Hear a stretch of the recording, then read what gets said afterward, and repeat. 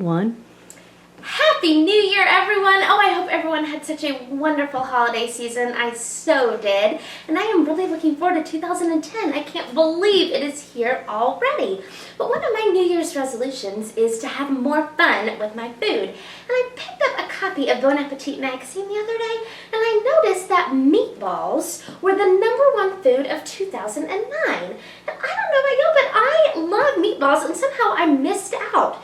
So I got to thinking, what if we do themes for each month through 2010, and we kick off our themes with January being the month of the meatball. Sounds awesome, doesn't it? Meatballs are great. You can cook them ahead, you can freeze them, they make a wonderful quick dinner. There are a million ways you can do them. So I thought we'd start off our very first meatball with a Greek-inspired meatball. I love Greek flavors.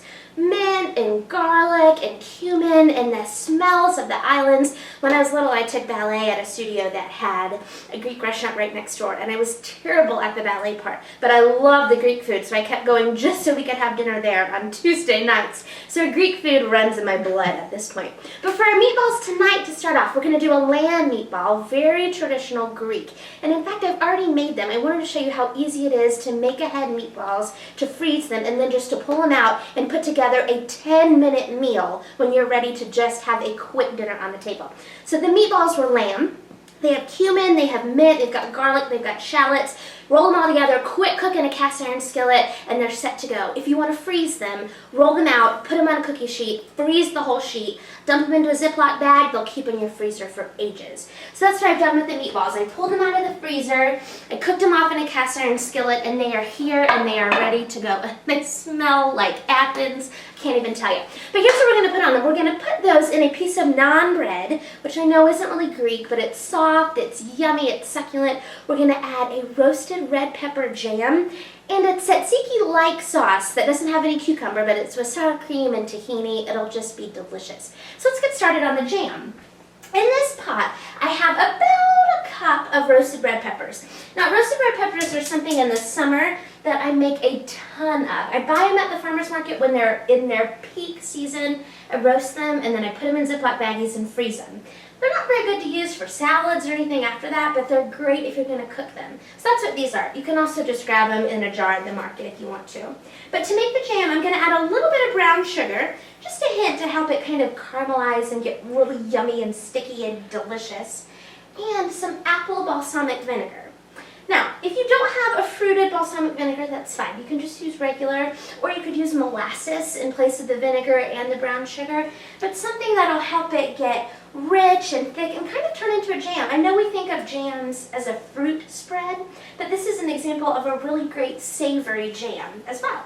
So that's just going to keep going. The next thing I'm going to do is get the naan in the oven. Now, naan is, that's right, an Indian bread, but it's soft and it's delicious and it does great with Greek flavors. So that's all this is naan, bought from the store. You can make it at home if you want, or you can just grab it at the bakery. It's a quick fix if you're on your way home from work. You can just pick up a bag of this at most stores now, actually.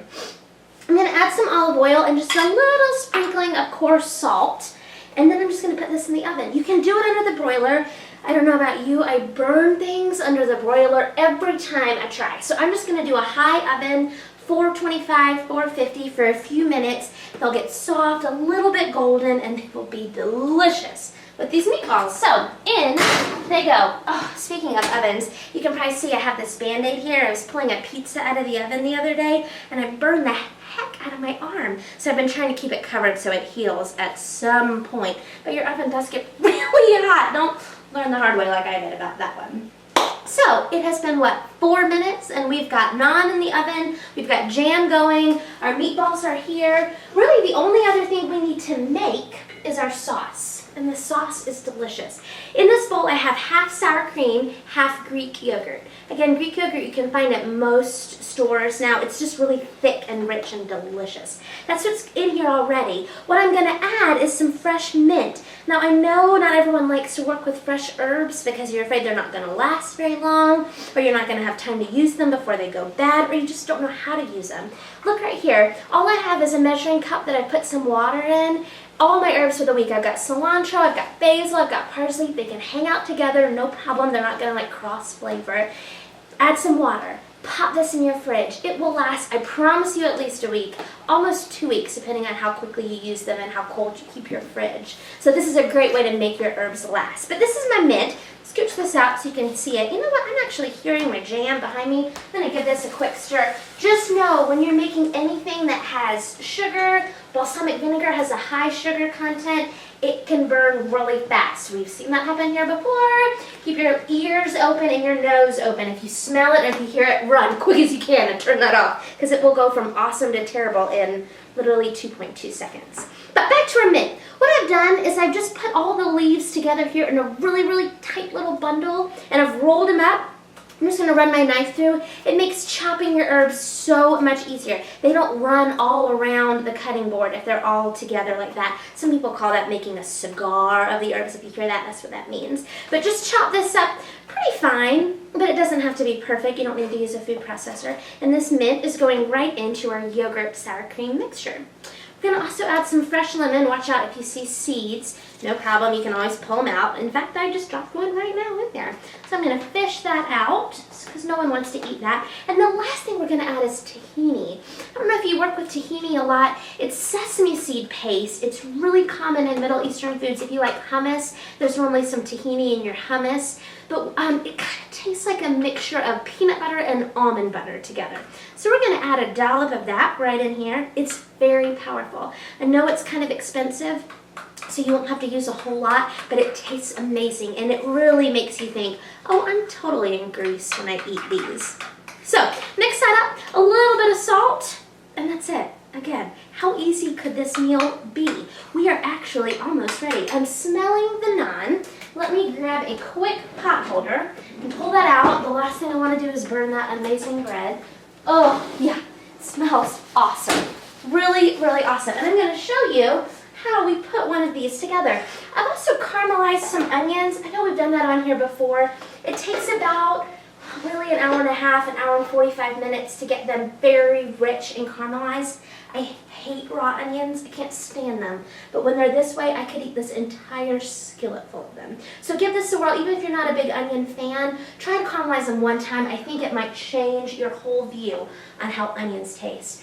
But with that, we are ready. This is super, oh, the naan is so soft and so delicious.